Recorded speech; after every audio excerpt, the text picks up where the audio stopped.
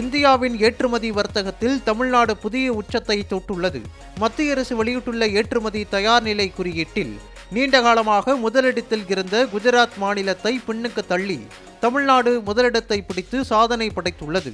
இந்தியாவின் ஒட்டுமொத்த ஏற்றுமதி வளர்ச்சியில் மாநிலங்களின் பங்களிப்பை ஆய்வு செய்து நிதி ஆயோக் இந்த தரவரிசை பட்டியலை வெளியிட்டுள்ளது.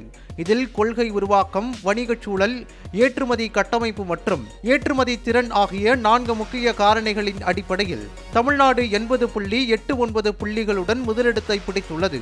கடந்த ஆண்டுகளில் முதலிடத்தில் இருந்த குஜராத் தற்போது 2ஆம் இடத்திற்கு தள்ளப்பட்டுள்ளது. கர்நாடகா மற்றும் மகாராஷ்டிரா ஆகிய 2 மாநிலங்கள் அடுத்தடுத்த இடங்களை பிடித்துள்ளன. இந்த சாதனையின் மகுடமாக திகழ்வது தமிழ்நாட்டின் காஞ்சிபுரம் மாவட்டம். மாவட்ட ரீதியிலான ஏற்றுமதி பட்டியலில் நாட்டின் நிதி தலைநகரான மும்பையை பின்னுக்கு தள்ளி காஞ்சிபுரம் முதலிடத்தில் குஜராத்தின் ஜாம்நகர் மாவட்டம் உள்ளது.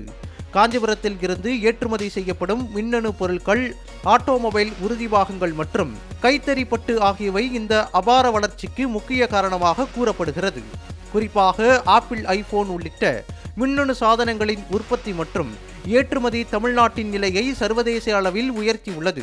இந்த சாதனை குறித்து கருத்து தெரிவித்துள்ள தமிழக முதலமைச்சர் மு.க.ஸ்டாலின், திராவிட மாடல் அரசின் முறையான தொழில் கொள்கை மற்றும் உட்கட்டமைப்பு வசதிகளே இந்த வெற்றிக்கு காரணம் என பெருமிதம் தெரிவித்துள்ளார். 2030ஆம் ஆண்டிற்குள் $1 டிரில்லியன் பொருளாதாரத்தை எட்ட வேண்டும் என்ற இலக்கை நோக்கி தமிழ்நாடு மிக சரியான பாதையில் பயணித்ததையே இது காட்டுகிறது என அவர் குறிப்பிட்டுள்ளார். இந்த வெற்றியின் மூலம் தெற்காசியாவின் மிக சிறந்த முதலீட்டு மையமாக தமிழ்நாடு தன்னை நிலைநிறுத்தி கொண்டுள்ளது என குறிப்பிட்டுள்ளார்.